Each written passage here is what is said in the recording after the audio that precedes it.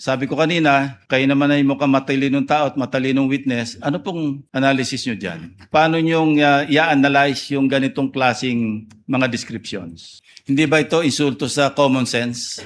Hindi man lang nyo binago ng konti, at least si Colonel Lachica siguro ito. Tapos, under the physical target, yung column, sana man lang binago nyo yung activities. Copy-paste eh. Anong tingin nyo rito? Kung i-describe nyo in one word. Sir, I cannot Ako na mag-describe. I think it's stupid. Kasile, kakamote, kabawang, kamaksi, kalabuyo. Strictly speaking, Lahat po yan, sir, ginagamit iba po na yung alias. internal armed conflict, iba naman din po yung war. Bakit po na iba? Pareho po itong clear and present danger sa atin. Na napakahalaga po ng alias sa panahon ng... Sagutin po nyo, sa panahon ng... Gera, sir. Your Honor. Ang confidential po.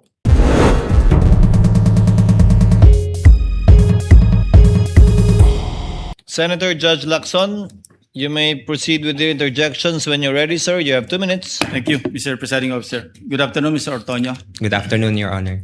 Even setting aside your educational background and your work experience, it is not difficult to conclude na matalino kayong tao, you're an intelligent person, and an intelligent witness as well. So, kayo po yung Assistant Chief of Staff ng OBP. Yes, Your Honor. Kayo rin yung concurrently Administrative and Financial Officer. As the Assistant Chief of Staff, sir, I oversee the Administrative and Financial Officer. Yeah. Yes, sir. So, effectively, kayo yung Admin and Financial Officer. Yes, sir. I oversee the Admin and Finance, sir. Kanina kasi, upon questioning ni Attorney Christine, she kept referring to the regular programs under the Office of the Vice President. No? Natatandaan nyo yun? So it aroused my curiosity. Pina-pull out ko sa staff yung General Appropriations Act ng 2022 as well as 2023. So we found out, papabasa ko sa inyo para hindi ma-charge sa oras ko. For 2022, under the regular Good Governance Program, merong 621.6 million pesos. Pakibasa nyo na lang, kayo na lang. Sorry, sir. Hindi ko makita, sir. Okay. For fiscal year 2022, sir, under Good Governance Program, General Appropriations Act, 621.6 million, sir. Please continue. And then Physical and Financial Plan for the Confidential and Intelligence Funds, 125 million for the fourth quarter. And then for fiscal year 2020, Under the same program, Good Governance Program, Good Governance under Program. the PFP. Under the PFP, Okay, please sir. continue. And then for fiscal year 2023, Socio-Economic Program Delivery, 2.21 billion Billion, yeah. billion under General Appropriations Act, and then 500 million for 125 million first quarter, 125 million second quarter, 125 million third quarter, and 125 million fourth quarter. Okay. For a total of 500 million more. 500 million. Okay. Next slide. I-juxtapose ko naman yung... Next slide, wag na yan. I-juxtapose ko yung 2022 at saka 2023 OBP Physical and Financial Plans, Confidential Intelligence, dalawang budget years. Pakibasa yung last quarter, physical target.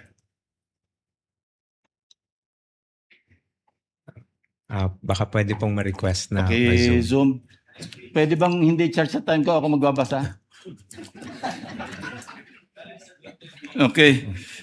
Letter A, number of identified areas with surveillance conducted and monitored.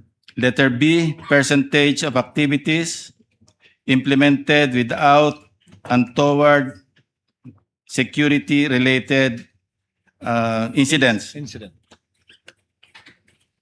Paulit-ulit po ito, no? So, sabi ko kanina, kayo naman ay mukhang matalinong tao at matalinong witness. Ano pong analysis nyo dyan? On the Very simply, paano nyong i-analyze yung ganitong klaseng mga descriptions? These are the activities that will be done, I sir. know. Pero Yes, kung sir. i-analyze nyo, ano ibig sabihin nito? Hindi ba ito insulto sa common sense? Hindi man lang nyo binago ng konti, at least si Colonel Lachica siguro ito. No? Unang-una, regular program, sana man lang, pagdating sa PFP, binago nyo yung nomenclature.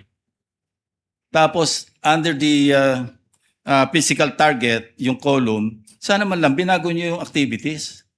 Copy-paste eh. Again, ulitin ko, tingin ko sa inyo, matalinong tao, matalinong witness, anong tingin nyo rito? Kung i-describe nyo in one word, Sir, I cannot o ako na mag-describe, I think it's stupid.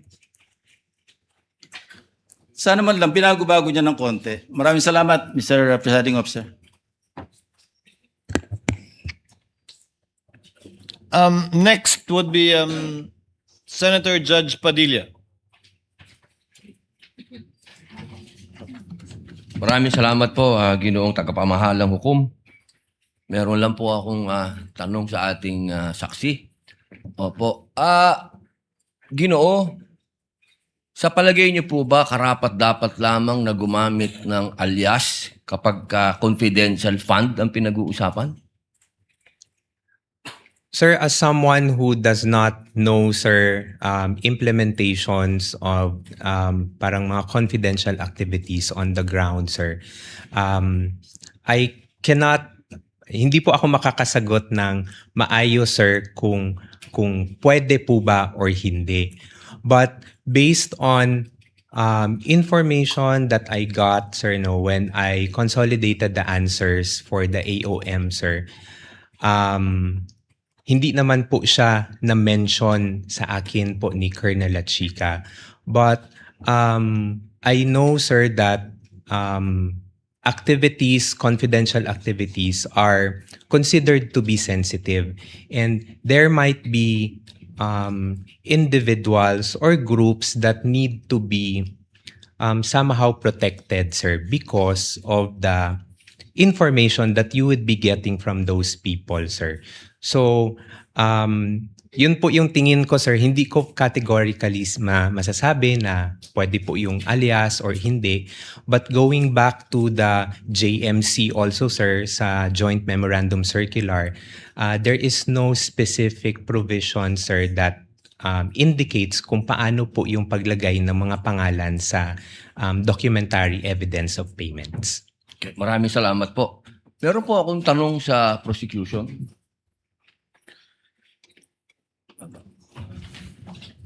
Magandang hapon po. Napakaganda po ng inyong ngiti.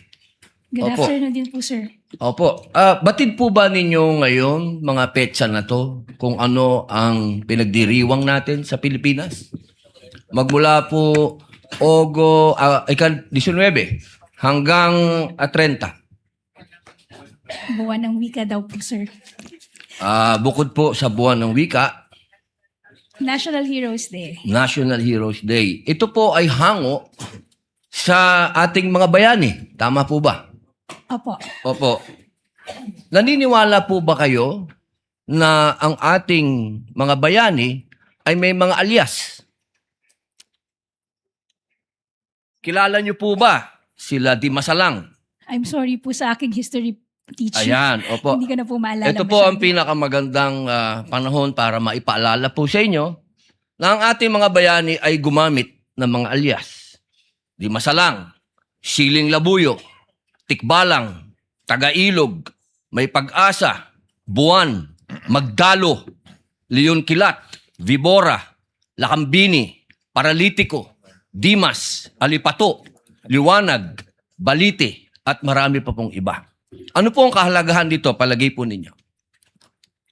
Ang alias po, anong kahalagahan? Well, first, sir, first, Your Honor, I cannot comment because I'm not sure of the circumstances surrounding their use of alias.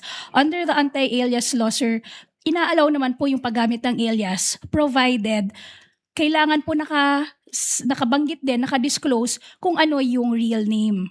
So it's not completely prohibited provided they also provide the real Opo. The real name. So- Pakisagot lang muna po yung tanong ko bago po yung explanation po ninyo. Pakisagot lang po kung narinig nyo na po yung mga alias na yan. Ngayon lang po nyo narinig. Some of it po, Your Ayun. Honor, to be candid, some of it I've already heard. Magmula po 1892 hanggang 1896, ginagamit po nila ang mga alias na yan. Nagkaroon lang po ng isang traidor, ang pangalan ay Teodoro Patiño, na nagbulgar sa Katipunan. Alam po ba niyo yun? Yes, Your Honor. But the circumstances then were different because we were Bakit po iba? under... Bakit po iba? Bakit po na iba? May gera po nun, sir, and we were under Wala po ba tayong occupation. gera sa NPA? Ang NPA po, merong mga alias. Meron pong ka-Cobra, ka-Agila, ka-Lawin, ka-Tigre, ka-Kapre, ka-Sirena, ka-Adobo, ka-Sinigang, ka-Pansit, ka-Tinola, ka-Sile, ka-Kamote, ka-Bawang, ka-Maxi, ka-Labuyo. Strictly speaking, Lahat po yan, sir, ginagamit iba po na yung alias. internal armed conflict, iba naman din po yung war. Bakit po na iba? Pareho po itong clear and present danger sa atin. So, ang Well, gusto ko lamang pong ipaalam sa ating prosecution na napakahalaga po ng alias sa panahon ng... Kayo po, sagutin po nyo. Sa panahon ng... Gera, sir, Your Honor. Ang confidential po. Ang pagkilos confidential ay napakahalaga at hindi po ginagamit ang pangalan at hindi po pumipirma. At alam niyo po ba, noong September 12, 1896, anong nangyari? Nagkaroon tayo ng 13 martires. Yung mga nagtraidor ay itinuro ang mga totoong pangalan, totoong lugar, kung nasaan yung mga sumusuporta sa Katipunan. If I may, Your One Honor. last na lang po. Kindly wind One up, last, Senator one Judge last na lang Padilla. po. If I may, Your Honor, just address your question earlier. With all due respect, Your Honor, the prosecution respectfully submits that whether the use of alias is allowed or not and whether it's necessary or not, to us, that is a non-issue because that was never raised Hindi po by pwedeng the... maging non-issue sapagkat ito po ang ipinalalabas ng prosecution. If I may, Your Na Honor, may mga pangalan, na mga katawa-tawang pangalan. Mas nakakatawa po itong mga pangalan ng mga nangyari nung araw. with all due At isa respect, pa Your po, Honor, isa na lang if po. Kasi isa na lang po. Kindly wind up, Senator Ito na lang Judge po. Padilla. Kilala niyo po ba kung sino si Marcial Bonifacio? to be candid, Your Honor, Oh. I'm not Sino po? familiar. Si Benigno I'm sorry, Your Aquino Honor.